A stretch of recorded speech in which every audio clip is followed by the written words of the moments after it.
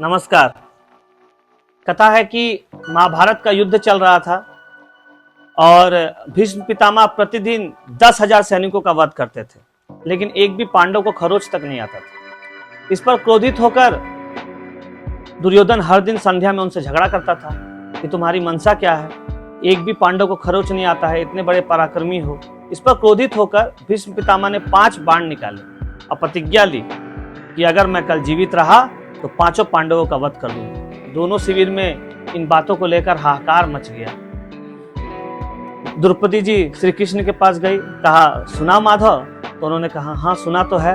एक काम करो, तुम अपने दासी के साड़ी लेकर आओ। और स्वयं प्रभु श्री कृष्ण दासी की साड़ी पहनकर और द्रौपदी के पीछे पीछे पितामह के शिविर में गए। शिविर में जाते ही द्रौपदी जी ने कहा पितामह नमस्कार। उन्हें लगा कि दुर्योधन की पत्नी है। उन्होंने कहा सौभाग्यवती हो। उन्होंने अपना घूंघट उठाया और कहा सुबह सुहाग उजाड़ने का प्रणनीय हो और अभी सौभाग्यवती भव बोल रहा हो। किसको सत्य मानूं मैं पितामह? वो पूरा कांप गए। उन्होंने कहा तुझे जो लाया है वो कहाँ है? तो जैसे ही उन्होंने पीछे देखा खड़ा कि स्वयं प्रभु श्री कृष्ण खड़ा है, उन्होंने कहा पगली तेरा सुहाग कौन उजाड़ सकता है? स्वयं प्रभु श्री कृष्ण तीनों लोक के मालिक जिसके सुहाग की रक्षा कर रहे हो, उसका सुहाग उजाड़ने वाला कौन है? उन्होंने श्री कृष्ण से कहा कि प्रण तो लिया हूं तो लेकिन मैं युद्ध तो करूंगा। तो प्रभु करना ऐसा कि मेरे सामने शिखंडी को खड़ा कर देना। शिखंडी आज भी मेरे सामने अम्मा का स्वरूप है।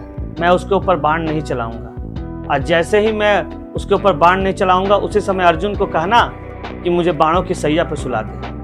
उन्होंने कहा ठीक है प्रभु। वो वापस श्री कृष्ण गए अपने शिविर पे, तो देखा पांडव 5 के 5 सोए हुए हैं।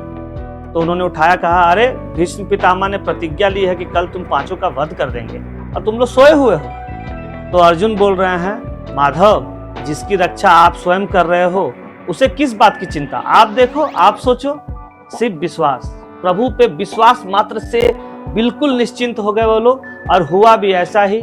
युद्ध में शिखंडी सामने आया और भीष्म पितामह जो कि तीनों लोक पर विजय प्राप्त कर सकते थे, उन्हें अर्जुन ने बाणों की सैया पर सुला दिया। जय श्री राधा माता।